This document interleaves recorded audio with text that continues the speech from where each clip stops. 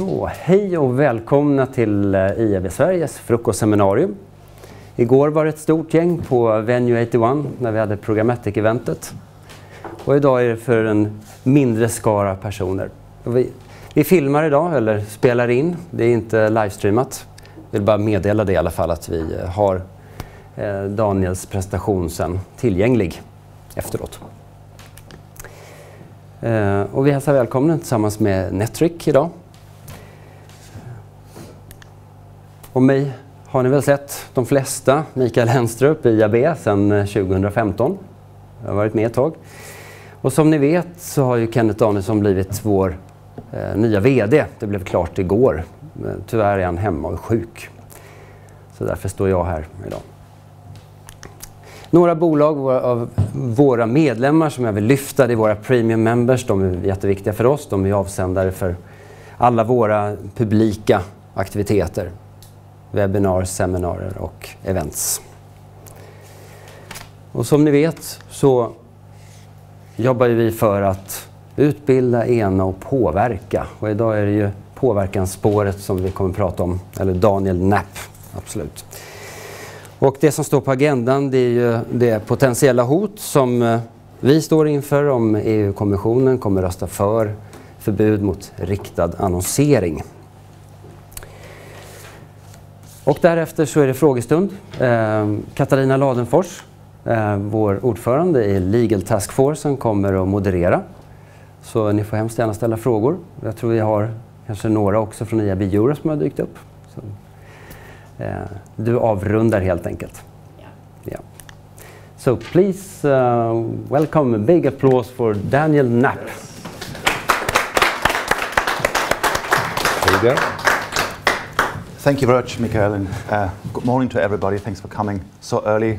Also, hello to all those who are joining us remotely.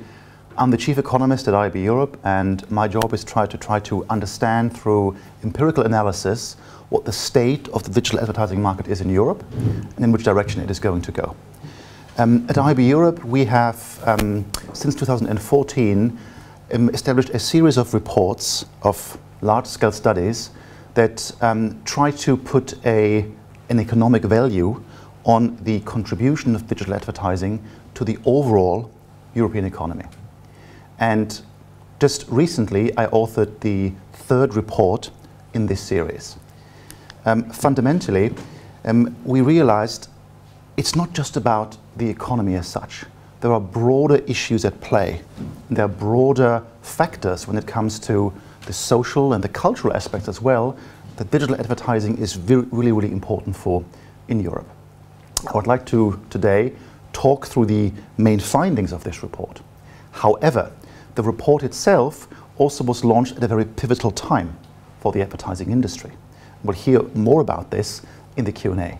However, just as an introduction, we have new pieces of legislation, the DSA, the Digital Services Act, for instance, coming into force likely in 2022 in Europe, and it is reorganizing how we as an industry can do business. The DSA started conceptually a couple of years ago already and has gone through various different iterations and feedback cycles, in particular in the European Parliament. However, as the DSA, this act of legislation, evolved, it has become more than it was originally anticipated to do. It has become some kind of juggernaut where more and more ideas about how companies should do business, in particular in advertising, are being appended to it. Originally, the DSA was supposed to be, with regards to advertising, about two things. Number one, about fostering transparency in digital advertising, a topic that the industry itself, or at least many of its stakeholders, are already very committed to. Think of supply chain transparency and all those things. And also about establishing new codes of conduct for digital advertising, in particular in the wake of a privacy-first landscape and providing consumers with more information and control about how they interact with digital advertising. So many of the things you can see on this slide are things that the industry itself is currently undertaking. And we at IAB Europe, I'm not a policy person by the way, but my colleagues have been supporting all these issues here to work with policymakers to understand how can we give users more control, how can we label ads clearly?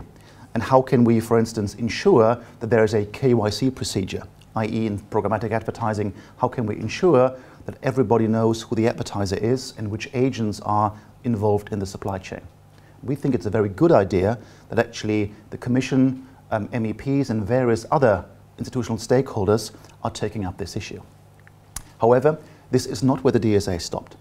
Indeed, increasingly, we've seen the DSA emerge as a battleground for challenging the targeted advertising model per se. And here are a couple of MEPs who have been extremely vocal about this. So, as in particular, policy debates have been advanced around the notion of surveillance capitalism, for instance, and others, we've seen policymakers take a far more critical stance towards digital advertising and are now outright challenging any practice related to targeting. And you can see some of the quotes on here.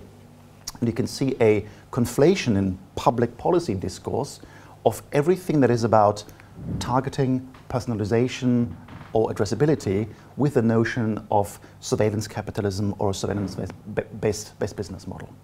We think this is highly ideological and reductionist. And what's the state of play currently? There are, of course, three institutions which are very important for the industry to make itself heard.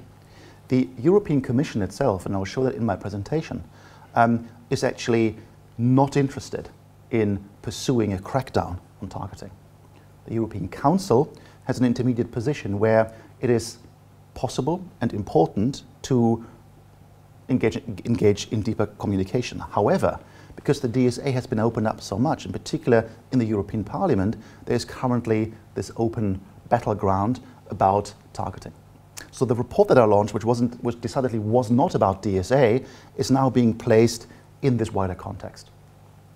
So what I would like to do today is not talk about the DSA, as I'm not a policy person, but I want to talk about why targeted advertising is about more than just business and has a particular relevance to how we live together and how we do business in Europe.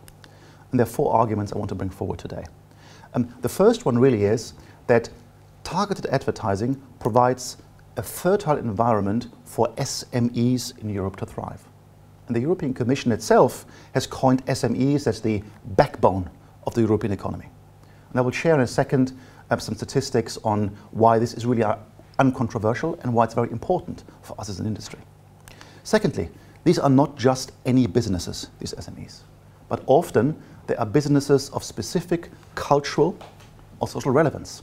For instance, goods of local origin, the travel sector, and others are all SMEs which are increasingly reliant on digital advertising.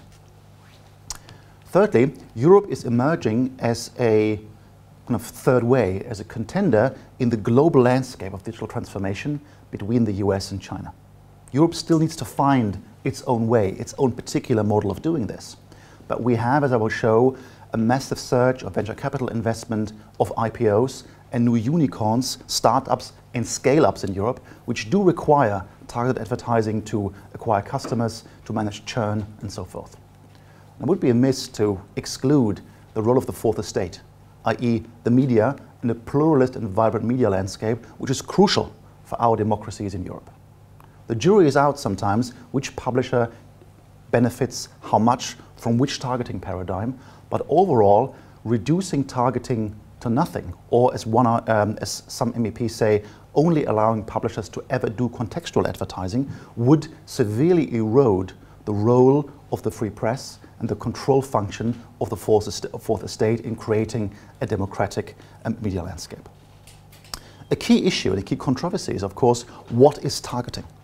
We all know as an industry that when we speak about targeting, the entire foundations of the business that we do are currently changing.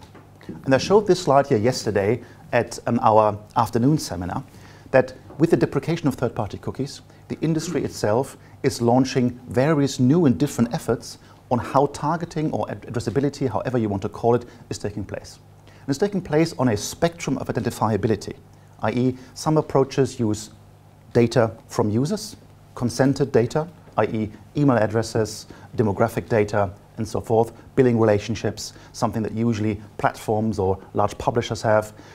Then you have ID solutions to share hashed emails and other things. You've got segments where you're already moving away from individual data and just have aggregates. Aggregates based on interest, based on other behavioral profiles and so forth. Then of course you have new machine learning approaches where you have privacy being encoded in a way that everything that's on the device is being personal and only aggregates are being done in the cloud. And then at the very end you have contextual advertising, which only looks at editorial signals like the page you visited. It looks at time of day and other things. And we're risking currently of moving into a world where only the contextual bit is going to be possible. And when I listen as an economist to the industry, to advertisers and to agencies, it's very crucial that we don't know where the journey is going, but we need to work with all those approaches, try to orchestrate them and bring them together. In 2020, digital advertising was crucial to reboot the European economy. Here you can see how we have progressively revised as an IAB our forecasts on how digital advertising would perform during these extraordinary circumstances in 2020. The remarkable issue that you see is that our forecasts for traditional media haven't changed at all. However, our forecasts for digital media have been corrected upwards and upwards. And the key driver here were actually SMEs, who realized that they can't stop advertising, but as they need to transition their business from bricks and mortar to an online-first world, they need to innovate and they need to continue to advertise. These SMEs are crucial, and as I mentioned, they are the backbone of the European economy, self-declared by the European Commission. I think what's remarkable here is not just the assessment that SMEs are important right now, but that they are a core ingredient to grow the European economy along the lines of number one, sustainability, and number two, digital transformation. Meaning, if we as an ad industry can empower and support SMEs, if SMEs can draw on relevant digital advertising, the overall European mission of moving towards a sustainable and more digital economy can be more easily achieved. SMEs are crucial employers. We've got 21 million SMEs currently in the EU 27 that employ 84 million people. Usually, SMEs in aggregate are the largest employers in all EU countries. How much of this depends on the individual country, but they are crucial for the fabric of every economy that we have in Europe. And of course in 2020, with exceptional circumstances, because this backbone of the economy was starting to get threatened. And we look at a survey here from McKinsey, which looks at SME, kind of the sentiment of SMEs in the big 5 European markets, just a representative sample here. Many were concerned that their revenues due to COVID were going to be somewhat or even severely impacted. At the same time, however, as we're moving out of the pandemic, we're seeing new launches of businesses. Here's Eurostat data that shows that year-on-year growth in new business registrations in Europe. And it's on record high. We see double-digit growth. However, if we drill into what these businesses are, they are mainly businesses that operate in the digital environment. Meaning, suddenly, last year and this year, we moved towards an economy that was enabled by digital services and digital advertising to a digital economy overall, where even the consumer transactions and the goods and services themselves are digital. So the importance of digital advertising in this new economy is going to grow even further. And we can see that there was a massive leap forward in terms of also the e-commerce adoption, i.e. how consumers themselves interact with companies and buy in 2020. Again, Eurostat data by country, where you can see what percentage of the internet population did at least one purchase online. We can see in the vast majority of European countries, this is above 50%. And remarkably, if you look at the right side, you can see the growth rate. You can see that in particular, the digital laggards, in particular Eastern European countries, had a major catch-up mission, which they succeeded in 2020.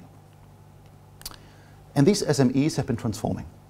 So I think this is a great quote by Accenture, which highlights that, they call them SMBs, how reliant they are on online channels, and that they continued their business regularly in 2020 during the day, but they were introducing structural transformation on how to do business in the future at night. And in that context, and here's data from the US to show that in that context, perceptions about advertising changed. Fast, go back, time travel to March 2020. Most businesses saw the economy falling off a cliff, had the impulse to stop advertising. You can see that clearly in the first bit of bar charts here. Many are saying we need to spend less, many SMEs, and others were saying, let's wait and see how this situation pans out, and let's hold our budget steady. A very small proportion that said we need to increase our budgets. But already in April, the first month of full lockdown, where the economy was moving in a sense to a digital-only place, we saw perceptions change, meaning a reduction of those who wanted to cut budgets, increase of those who wanted to hold budgets, and increase of those who wanted to increase budgets. In September 2020, the situation was entirely different, where we really saw that more SMEs were investing. So they realized that digital advertising is not something that they can cut on. It's actually vital to actually sell their goods and services. It is a motor and an engine of growth, a lifeline for their own businesses. Also, if we look at digital ads, they're crucial for the cross-border exchange. So first of all, here we can see overall advertising, how it's being distributed in Europe across major marketers, big automotive firms, FMCGs and so forth, and smaller marketers. Of course, across all channels here, the big guys dominate. However, if we drill into digital, we can see that in a budget mix, SMEs rely much more on digital advertising than any other channel. That is, of course, because they can control costs. They can target those audiences which they require and really reduce wastage because they do not have the excess budget to launch very, very broad reach campaigns with very high production costs. And if we look at some other statistics, we can see that SMEs are important not just in their own markets, but they are crucial to cross-border exchange in Europe, i.e. goods being produced in Sweden, being sold in Germany, and so forth. This is even reflected in digital advertising, which, according to our calculations, 15% of digital ad spend in the EU 27 is being targeted to consumers in other EU 27 countries. So again, you can see the digital market in play here through SMEs. So to summarize, SMEs that need to diligently measure their return on investment, and they need targeted ads for that. They can't afford to send messages to consumers who aren't relevant. And ads, and therefore SMEs, are crucial to the post-COVID recovery of the European economy. And I'm not the only one seeing it this way. And I mentioned previously that perception clash around the DSA between some MEPs and also the European Commission. And you've got Margaret Vestager, who is, of course, famous for her antitrust crackdown, actually endorsing targeted advertising here. But as I mentioned, it's not just about any SMEs. Let's drill a little bit deeper into what SMEs are there. The goods of protected origin, or unique goods in Europe of cultural significance, contribute around 75 billion euros to the European economy. And these goods need to be marketed and sold. And there was, again, a report by the Commission that explicitly says that marketing and targeted marketing messages are crucial for these goods to be promoted in their own countries and in other regions. Meaning, without targeted advertising, the ability to promote those goods and to protect those will indirectly also be affected. Italy is a fantastic case study for this, because Italy was a country in Europe that was lagging behind digitization, in particular among its kind of Western European industrial peers. However, the pandemic provided a major accelerant to its digital transformation. There was a comprehensive article in the FT to illustrate this. There was a study by PricewaterhouseCoopers and others who really demonstrated this. And what stuck out for me was this quote here from a tie maker from the shores of Lake Como, who at the age of 70 started to use programmatic advertising and search engine optimization to bring his business to life and sell from a small mom and pop shop, sell his ties. So to reach new customers in the digital economy, targeted ads are crucial. Of course, we know how important tourism is to the European economy overall as a percentage of GDP. And targeted ads here are also becoming more relevant, in particular as the entire journey of traveling, from predestination selection to booking to on-site management, what you're going to do, restaurant bookings, trips and so forth, becomes digitized. This is crucial in particular for small and medium-sized businesses. And you can see here's a great study from Sojourn and Danata, which looked at which type of advertiser in the travel sector uses digital advertising and other channels. And you can see the SMEs, the local hotels, the tour guides and so forth. They are the ones who are really more than others looking at digital advertising just because of these reduced barriers of access and the ability to target. And if we can't protect that, again, this might have knock-on effects. Overall, it's not just about SMEs, but also about businesses which aspire to be more, about startups, scale-ups, and also IPO businesses. We have a massive and a record influx of venture capital money in Europe. In Q2 2021 saw as much money flowing into the sector across different venture stages as never before. And many of these businesses are consumers-facing, and they need targeted ads to thrive, to acquire customers, to reduce churn, and so forth. And also, I mentioned this slide yesterday, but it fits really well in this narrative here, as in particular these new digital endemics, these new companies, they do require massive marketing efforts to compete. You can see how much they are spending here. These are some recently IPO'd companies in the US and in Europe, how much they spend on marketing in order to forge out their market positions. A great example, for instance, is Delivery Hero, which we had at the previous slide as well, which used targeted ads to reduce customer acquisition and churn by around 42%. If you look at the job ads of many of these companies, and I think Klarna, as a Stockholm-based company here, is pivotal in this regard. If you look at their job ads, you can see that they're actually bringing digital advertising talent in-house, i.e. not necessarily using an agency, but they see digital ads not as a discretionary expenditure which can be cut, but so important as an always-on component of the business that they need to bring it inside. Plus, if you look at the job descriptions here, at the skills that are being required, about analytics, about data science, and so forth, these are exactly the type of skills via digital advertising that the EU is trying to nurture as it seeks to transition to an overall digital economy. And indeed, the ad sector itself, in trying to build new privacy-first approaches to digital advertising, is mainly now coming from Europe. Innovation here is coming from Europe. I call this the late gift of GDPR, which has kind of reconfigured what can be done and what can't be done. And it has provided a lot of acceleration in terms of what type of businesses are being launched, and Europe here is ahead of the US. So a blanket ban on targeted ads would also undermine this component of the economy. Lastly, European media companies themselves have been early adopters of new privacy-first ways of doing targeting. And I think the idea of using first-party IDs is just one expression of this. So the European ad tech company Adform provided a study based on how many domains in each country are actually equipped with first-party IDs. And you can see major European countries being far ahead of Europe, meaning that in particular publishers are seeing the value of first-party data to activate it and to provide relevant messaging to consumers in a privacy-first way. Lastly, also when we look at other things, like for instance, the audiovisual sector, we can see that targeting and the use of data is important. Of course, television has always been run on aggregates, but this is changing in particular as we're moving towards the domain of connected television.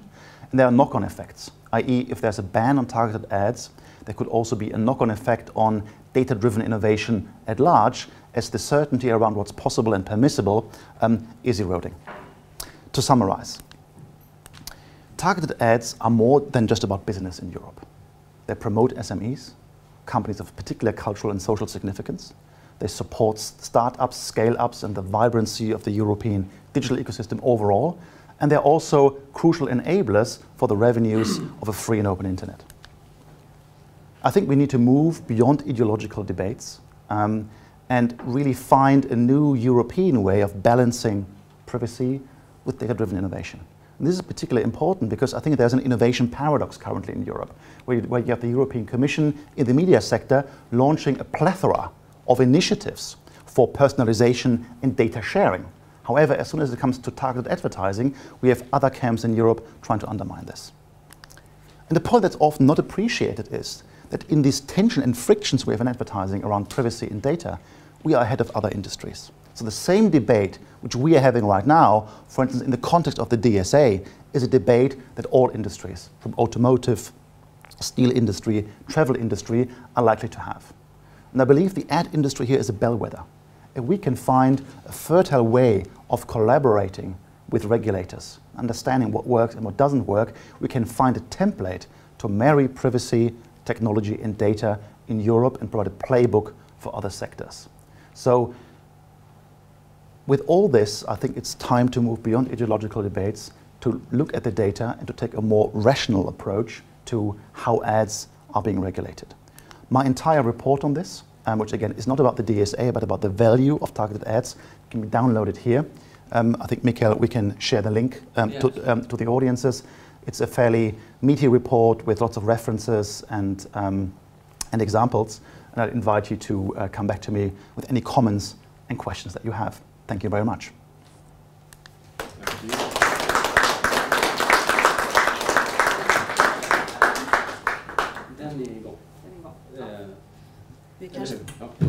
I don't know if we really need this, but thank you very much, Daniel. Very interesting.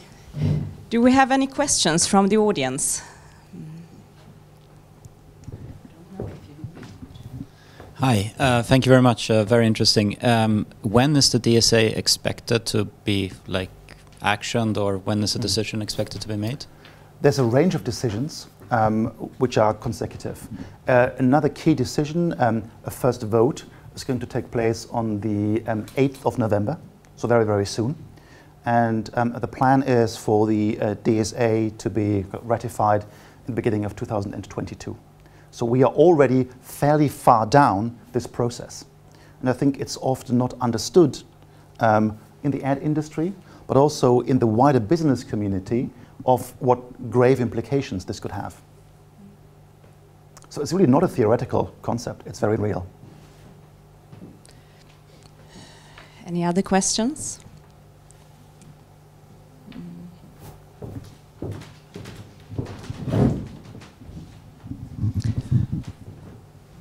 We have a lot of proposals around targeting coming, especially from the European Parliament. Would you say that, is there a clear problem these proposals are trying to solve, and would these proposals and these bans actually solve it? What would be your take on that?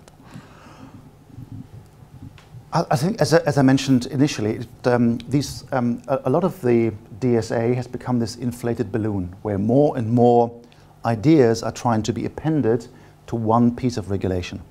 And often these proposals are disregarding the controls that we already have, i.e. through GDPR, anti-privacy, where there might be a lack of enforcement. However, is it a really good idea to seize enforcement on robust existing legal frameworks and try to resolve that by inflating a new one? I doubt that's the case.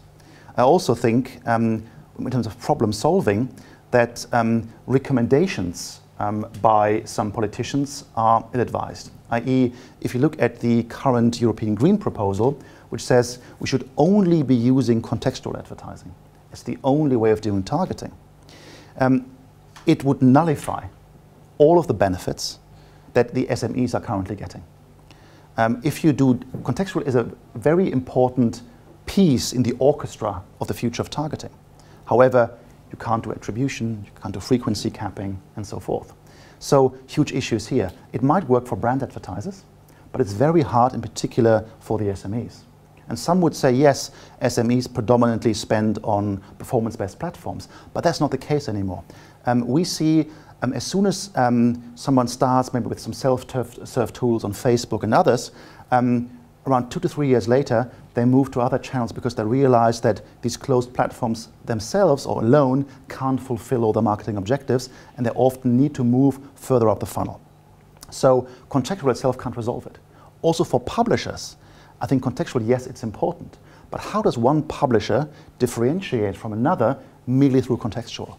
How can you reclaim audience scale, which is being lost in the deprecation of third-party cookies? How can you reclaim that purely through contextual? In particular, as there's a lack of standardization about what contexts are there. Contexts are subjectively or publisher by publisher defined. So we risk a further fragmentation of what we call the open internet and the loss of reach and the loss of comparison. And potentially lots of duplication and reduced ROI for advertisers.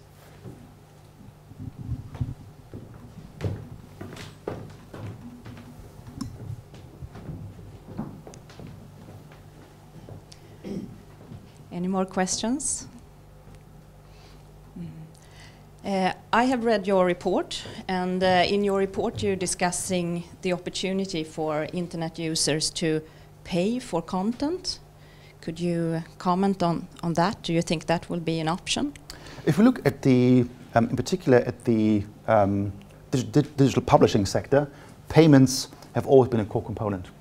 And we see that many publishers realize they can't recoup, of course, print losses purely through digital advertising, and they're moving more aggressively towards hybrid models. There's a new report about the state of the news industry from Werner Ifra and also from the Oxford Internet Institute that looks at exactly these dynamics. And it's clear that paid models are top of the agenda for many publishers. Also membership and other forms of support.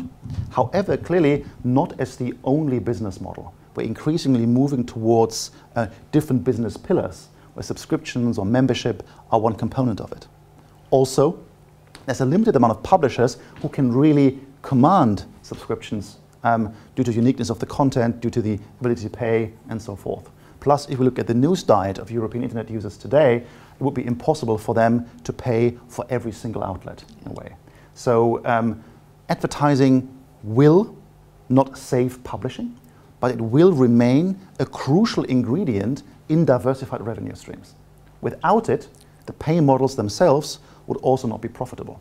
Also, there are, of course, interaction effects between pay models and advertising models, where the subscription data, the login data, the billing relationships can be, often, of course, legitimately, be used in first-party data, in building IDs and so forth. So subscriptions have a knock-on effect, a positive knock-on effect on the ability to monetize through advertising.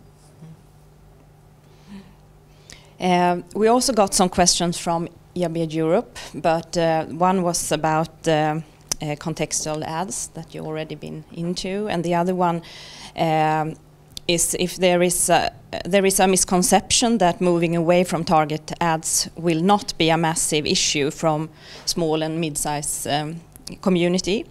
Why would this stall the growth opportunities for smaller players? You have already been into that in your presentation, yes, and I think there's a bigger point here, of course, that in particular for SMEs, budgets are limited. The people in SMEs, they're not advertising experts. Yeah. Often you have, the majority of SMEs in Europe are around, between 2 and 10 employees. They often do not have a dedicated marketing function. So it's very hard for them to follow these often very technical debates that we have in the industry. They need easy and simple to use tools to do marketing. Yeah. However, when they realize that the return on investment in their marketing drops, and we can already see that now with Apple's IDFA, there's a huge risk that they can't, in an extreme case, they can't sell their goods and services anymore. Mm-hmm. And they need to revert to other means of promotion, for instance, offline banners, flyers, and so forth. But it's going to undermine the overall profitability and the long-term sustainability of the SME sector overall. I think that's the key issue. So how do you think the EU's decision will turn against targeted advertising? I'm hopefully optimistic that rational and empirical arguments will be heard. I am far from being a lobbyist, so I want to be a neutral observer.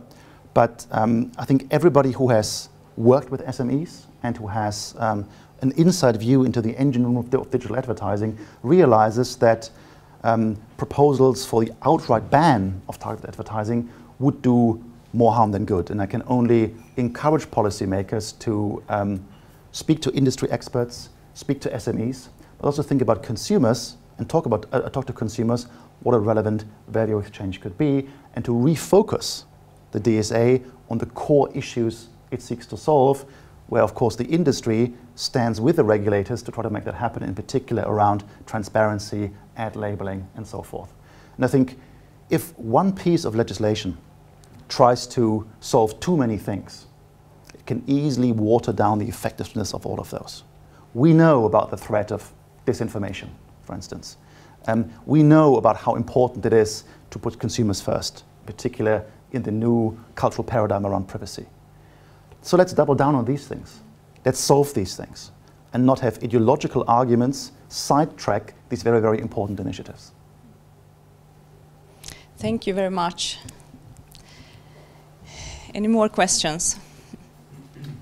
Yeah, I had a quick one. Thanks, Daniel, for a great presentation this morning. Oh, sorry. All right, sorry. Yeah, thanks very much for a great presentation this morning and yesterday as well. So the late gift of GDPR, I think there's a bunch of small companies coming up out of that. So that's interesting. So a lot of innovation has been created over these last few years, amounting to a bunch of small companies that are doing really interesting things in the space. So if enforcement is going to continue, do you see that will go away, or do you see that will increase even more? How do you look at that?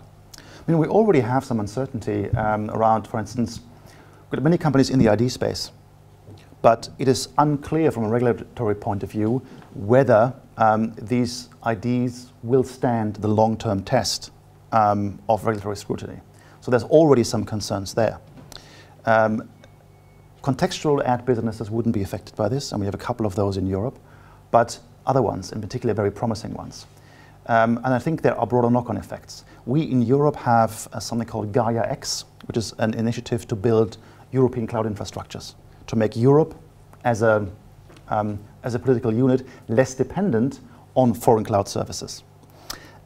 However, when the applications of these cloud services are being massively reduced, adoption of those services is also going to be severely impacted.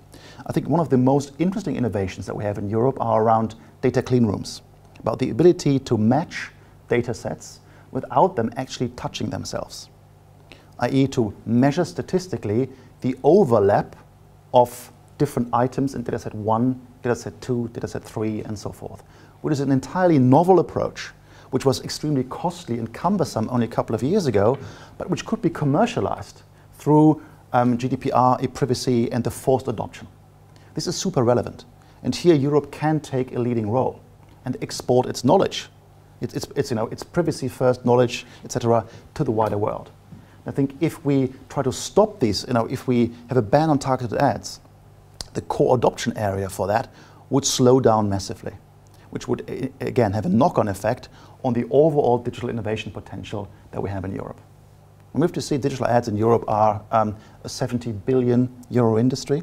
If we add marketing into that, it's going to be double that size for digital. So it's a massive industry, and it's so digitized that it really, I think, serves as a playbook and testing ground to the problems that other industries, which are less digitized, are still going to have to face in the future.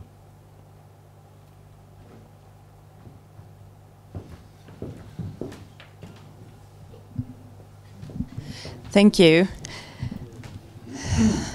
Do we have any more questions? Thanks a lot for your presentation. Just one quick question.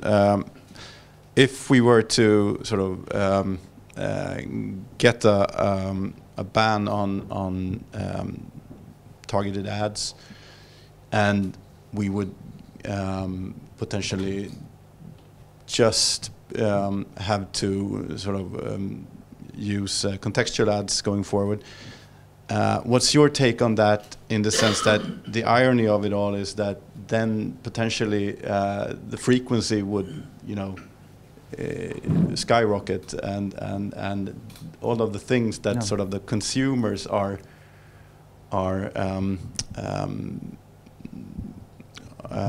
now reacting on, that would sort of happen. That's a very interesting point, where if we focus on one single solution, in particular one that's contextual, which is it's rich on overall data signals, but poor on very specific data signals. There are going to be knock-on effects. For instance, you mentioned it, consumer fatigue about advertising, being less receptive to ad messages, about advertisers seeing a reduced ROI.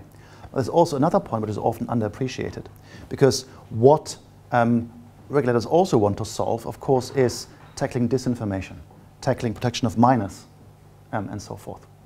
But how can you ensure that an ad isn't being shown to a minor or isn't shown to someone vulnerable if you just have context to go on? So it seems like a simple fix, contextual ads. And they are great, of course, but they're one component of everything. And if you just focus on that, many other problems and challenges in digital advertising somehow don't have any databases anymore to be solved.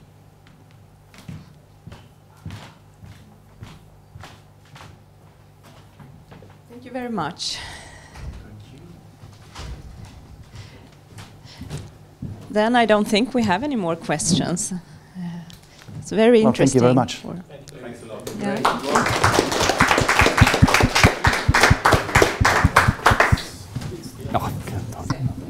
Yeah. Okay, right on time then.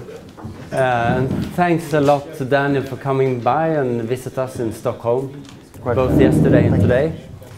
And for the audience and all the questions you delivered. That's great. Thanks, Katarina. So, have a nice day. Thanks a lot.